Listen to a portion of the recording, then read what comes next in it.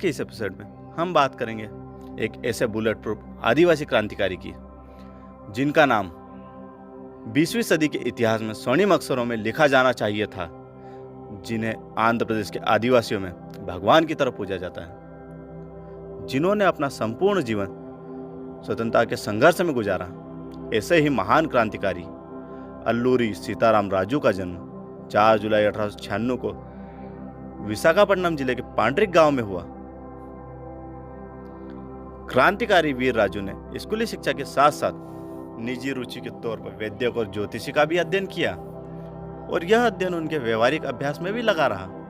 यही नहीं, इस महान क्रांतिकारी ने महर्षि की तरह 2 वर्ष तक सीतामाई नामक पहाड़ी की गुफा में अध्यात्म साधना और योग क्रियाओं से चिंतन तथा तप विकसित किया। यही वह समय था जब राजू ने आदिवासियों की पीड़ा को करीब से जाना और उन्हें उठ खड़ा होने के लिए प्रेरित किया। इसके कारण ही जब उसने युवा अवस्था में वनवासी समाज को अंग्रेजों के खिलाफ संगठित करने का शुरू किया तो इन विधाओं की जानकारी ने उसे अभूतपूर्व सहायता प्रदान की। राजू का पालन पोषण उसके चाचा अल्लूरी रामकृष्ण के परिवार में हुआ। इनके पिता अल्लूरी वेंकट राम राजू गोतावरी के मांगुल ग्राम में रहते थे। उन्होंने बाल अवस्था में ही सीताराम राजू को यह बताकर क्रांतिकारी संस्कार दिए कि अंग्रेजों ने ही तो हमें गुलाम बनाया है, जो देश को लूट रहे हैं। इन शब्दों की सीख के साथ ही पिता का साथ तो छूट गया। युवा अवस्था में वनवासियों को अंग्रेजों के शोषण के विरुद्ध संगठित करना शुरू किया, जिसका आरंभ वनवासियों को उपचार व भविष्य की जानकारी देने से होता था। सन 1920 में गांधी जी के विचारों का प्रभाव पड़ा उन पर। उन्होंने आदिवासियों को मद्यपान छोड़ने तथा अपने विवाद पंचायतों को हल करने की सलाह दी, किंतु जब 1 वर्ष में स्वराज्य का गांधी जी का सपना साकार नहीं हुआ तो राजू अपने अनुयायियों आदिवासियों की सहायता से अंग्रेजों के विरुद्ध सशस्त्र विद्रोह करके स्वतंत्र सत्ता स्थापित करने के प्रयत्न आरंभ कर दिए। आरंभ में उनका उद्देश्य पुलिस थानों पर आक्रमण करके वहां से शस्त्र अस्त्र छीनना था, जिससे सशस्त्र विद्रोह को आगे बढ़ाया जा सके। 22 अगस्त 1922 से मई 1924 तक राजू के दल ने 10 पुलिस थानों पर कब्जा करके हथियार लूट लिए। राजू के क्रांतिकारी साथियों में बिरियादेरा का नाम भी आता है, जिनका अपना अलग वनवासी संगठन था। इस संगठन ने अंग्रेजों के खिलाफ युद्ध छेड़ रखा था।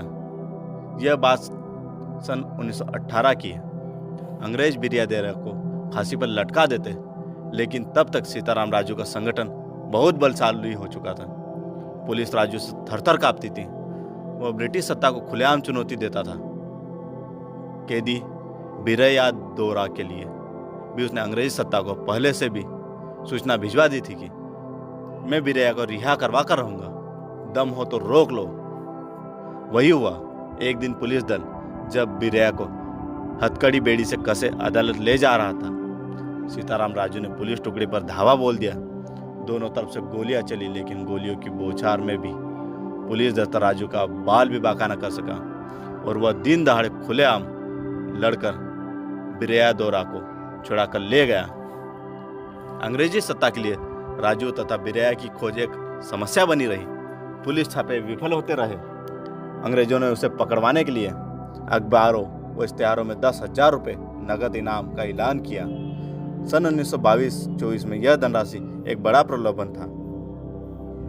गांधी जी ने राजू के लिए ठीक ही कहा था कि उस वीरात्मा का त्याग बलिदान, मुसीबतों भरा जीवन, सच्चाई, सेवा भावना, लगन, निष्ठा और अदम्य हिम्मत हमारे लिए प्रेरणाप्रद है।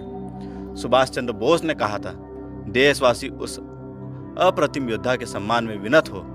उसकी समर्पण भावना, देशानुराग, असीम धीरज और पराक्रम गौरव गरिमा मंडित है। सीताराम राजू के संघर्ष और क्रांति की सफलता का एक कारण यह भी था कि वनवासी अपने नेता को धोखा देना, उनके साथ विश्वासघात करना नहीं जानते थे। कोई भी सामान्य व्यक्ति मुखबिर या गद्दार नहीं बना। आंध्र के रंपा क्षेत्र के सभी आदिवासी राजू को भरसक आश्रय, आत्मसमर्थक देते रहते थे। स्वतंत्रता संग्राम की उस बेला में उन भोले भाले, गृहहीन, वस्त्रहीन व सर्वहारा समुदाय का कितना बड़ा योगदान है कि अंग्रेजों के कोड़े खाकर, लात घूसे खाकर भी राजू को पकड़वाना देना उन्हें स्वीकार नहीं हुआ। यही कारण है कि आज भी गोदावरी रंपा क्षेत्र में कोई आदमी विश्वास नहीं करता कि राजू कभी पकड़ा गया और उसे ईस्ट कोस्ट स्पेशल पुलिस के चीफ कुंचू मेनन ने गोली मार दी। क्रांतिकारी बिरैया को ब्रिटिश कैद से रिहा करा लेने पर दोनों क्रांतिकारी राजू और बिरैया एकजुट हो गए, एक साथ काम करने लगे। अब राजू की शक्ति दुगुनी हो गई। दो अन्य क्रांतिकारी गाम मल्लू दोरा और गाम गंटन दोरा भी राजू के दल में आ मिले। चारों ने संयुक्त छापेमारी के सिलसिले ऐसे चले कि अंग्रेज दमनकारी त्रस्त हो उठे। वे राजू का एक भी आदमी न तो मार सके न गिरफ्तार कर सके। राजू अनेक वर्षों तक अंग्रेजी सत्ता को नाको चने चबाता रहा। क्रांतिकारी सीताराम राजू ने आंध्र क्षेत्र के सैकड़ों नौजवानों में क्रांति की अलग जगह दी। राजू के कहने पर नौजवान साथ खड़े हो जाते थे, जिसके ऐतिहासिक प्रमाण 1928-29 के आंध्र में तेलुगु में प्रकाशित साप्ताहिक अखबार कांग्रेस में मौजूद है कि आंध्र के नौजवानों ने अगर किसी व्यक्ति के निर्देशन में अंग्रेजों से लड़ाई जारी रखी तो वह सीताराम राजू ही था। आंध्र के इतिहास में वह प्रथम संग्राम था। विप्लव पथ का प्रतीक बनकर क्रांतिकारी राजू ने अपना संगठन खड़ा करने के साथ उत्तराखंड के क्रांतिकारियों से संपर्क किया।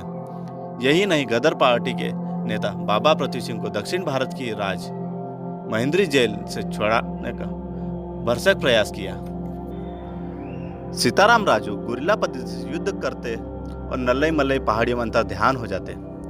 गोदावरी नदी के पास फैली यह पहाड़ियां राजू व उसके साथियों के आश्रयदात्री और प्रशिक्षण केंद्र दोनों थी। यहीं वे युद्ध के गुर सीखते, अभ्यास करते व आक्रमण की रणनीति बनाते। इसी जगह को रंपा कहा जाता था। राजू द्वारा चकमा देकर पहाड़ियों में विलुप्त हो जाने की वजह से अंग्रेज उन्हें रंपा फितूरी कहते थे।